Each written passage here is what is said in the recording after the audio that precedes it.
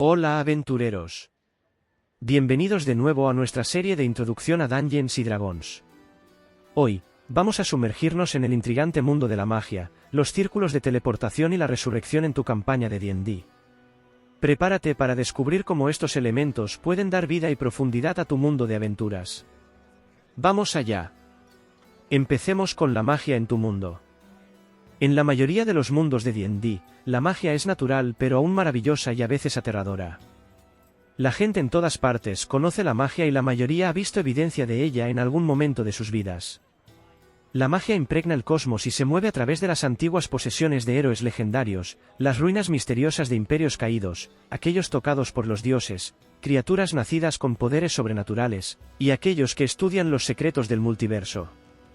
Las historias y los cuentos junto al fuego están llenos de las hazañas de aquellos que la manejan.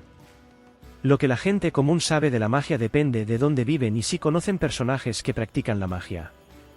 Los ciudadanos de una aldea aislada pueden no haber visto magia verdadera usada durante generaciones y hablan en susurros de los poderes extraños del viejo ermitaño que vive en los bosques cercanos. En la ciudad de Aguas Profundas, en el mundo de Reinos Olvidados, la Guardia Vigilante de Magos y Protectores es un gremio de magos. Estos arcanistas hacen que la hechicería sea más accesible para que los miembros de la orden puedan beneficiarse de vender sus servicios. Algunos escenarios de D&D tienen más magia que otros. En Aces, el mundo árido del escenario de Dark Sun, la magia arcana es una práctica odiada que puede drenar la vida del mundo. En contraste, en el mundo de Eberron, la magia es tan común como cualquier otra mercancía. Las casas mercantiles venden objetos mágicos y servicios a cualquiera que pueda permitírselos. Pasemos ahora a las restricciones de la magia. Algunas áreas civilizadas podrían restringir o prohibir el uso de la magia. Lanzar conjuros puede estar prohibido sin una licencia o permiso oficial. En tal lugar, los efectos mágicos y los objetos mágicos son raros, con protecciones contra la magia siendo la excepción. Algunas localidades podrían prohibir conjuros específicos. Podría ser un crimen usar conjuros para robar o estafar, como aquellos que otorgan invisibilidad o producen ilusiones. Los conjuros destructivos están igualmente prohibidos por razones obvias. Pasemos ahora a las escuelas de magia. Las reglas del juego se refieren a las escuelas de magia, abjuración, ilusión, nigromancia, etc., pero depende de ti determinar qué significan estas escuelas en tu mundo. Podrías decidir que no existen estructuras formales como las academias en tu mundo. En cambio, los magos aprenden de un mentor solitario y nunca conocen a otro personaje de la misma clase. Sin embargo, si la magia es más común, las academias pueden ser la encarnación de las escuelas de magia. Estas instituciones pueden tener sus propias jerarquías, tradiciones, regulaciones y procedimientos. La presencia de círculos de teleportación permanentes en las grandes ciudades ayuda a cimentar su importante lugar en la economía de un mundo de fantasía. Los conjuros como traslación de plano, teletransporte y círculo de teleportación se conectan con estos círculos.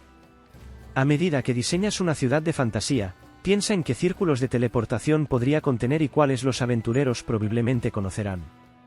Si los aventureros suelen regresar a su base principal mediante un círculo de teleportación, usa ese círculo como un punto de partida para desarrollos regimentals en tu campaña. ¿Qué sucede si llegan a un círculo de teleportación y encuentran todas las protecciones deshabilitadas y los guardias yacen en charcos de sangre? ¿Qué sucede si su llegada interrumpe una discusión entre dos sacerdotes rivales en el templo? La aventura comienza. Finalmente, hablemos de traer de vuelta a los muertos. Cuando una criatura muere, su alma abandona su cuerpo, deja el plano material, viaja a través del plano astral y va a residir en el plano donde reside la deidad de la criatura.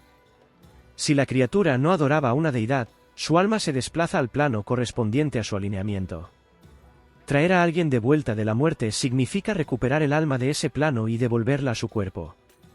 Los enemigos pueden tomar medidas para dificultar que un personaje sea devuelto de la muerte.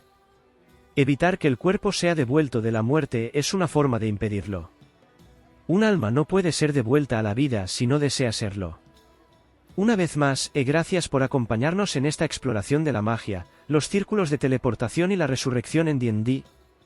Nos vemos en la próxima aventura. No olvides suscribirte y activar la campanita para más contenido épico de D&D. Que vuestros dados rueden alto y vuestras historias sean épicas. Hasta la próxima.